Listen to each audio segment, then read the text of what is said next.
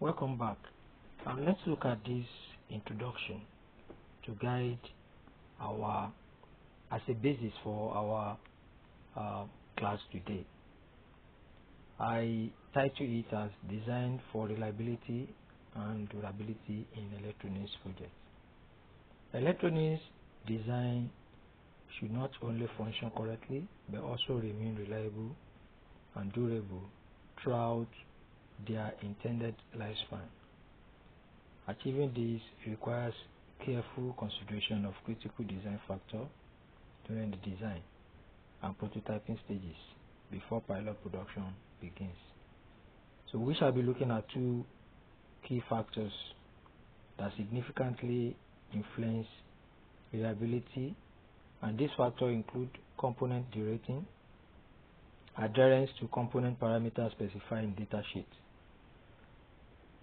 And I have a case study here, and we want to consider the design of an indicator LED in a consumer power supply using a 10-volt supply. Proper selection of component ratings and current limiting calculation are essential to ensure safe operation and long-term reliability. So the circuits and calculation are shown below.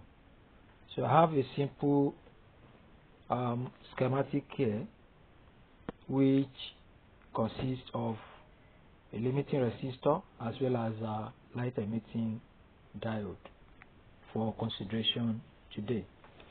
And to proceed on this, we need to consider the current across the LED, and to get that we have the LED current to be equals the voltage across the LED, then also considering the limiting resistor.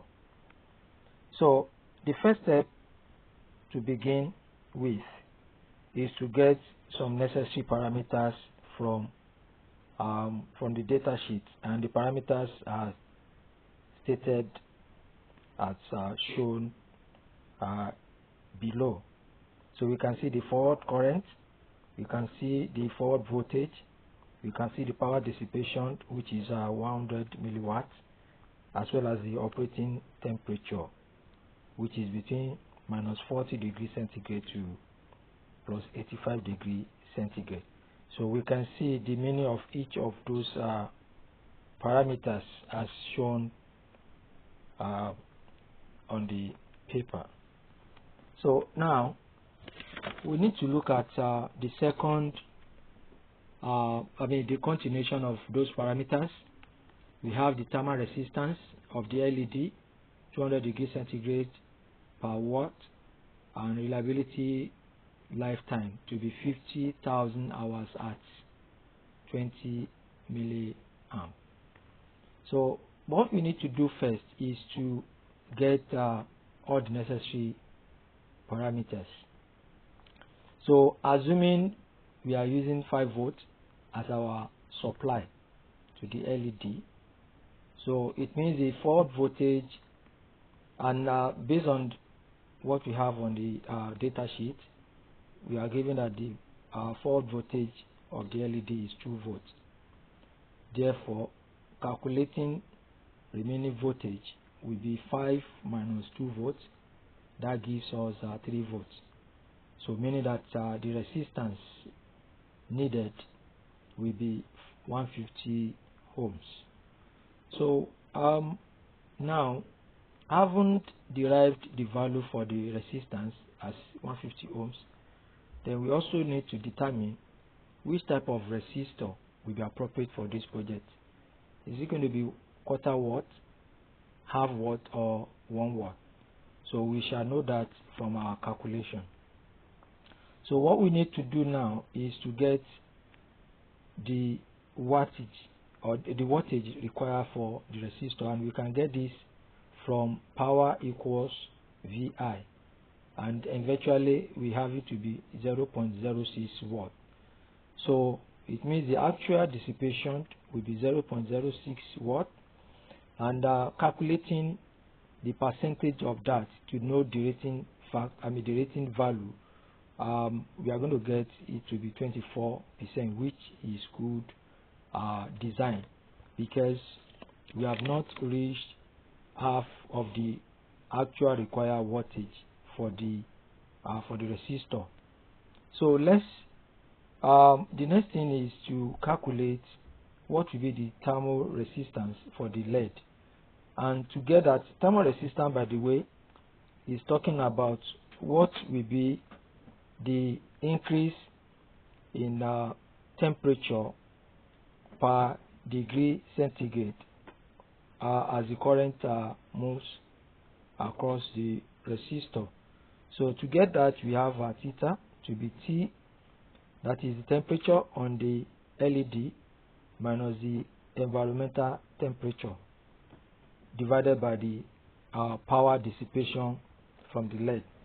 So, and looking at these factors, we have the values as given below, and eventually we have our theta to give us 2.5 degree centigrade per watt.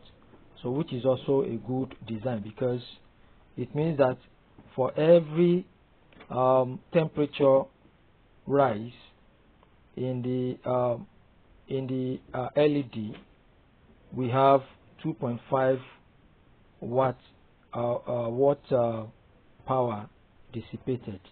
So which is a very good value as well.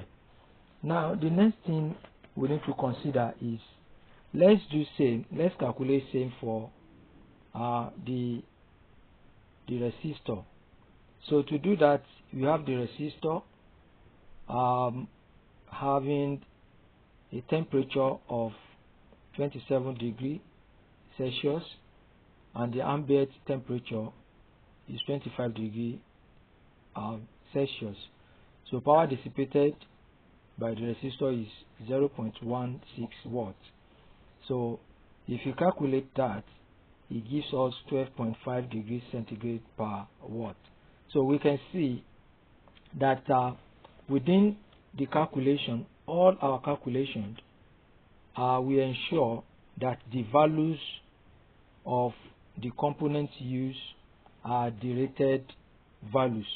Derated values such that we did not actually get to the maximum requirement stated by the data sheet, because getting to the maximum value stated on the data sheet means we have not given headroom for probably a surge or any unforeseen circumstances that could happen in this project.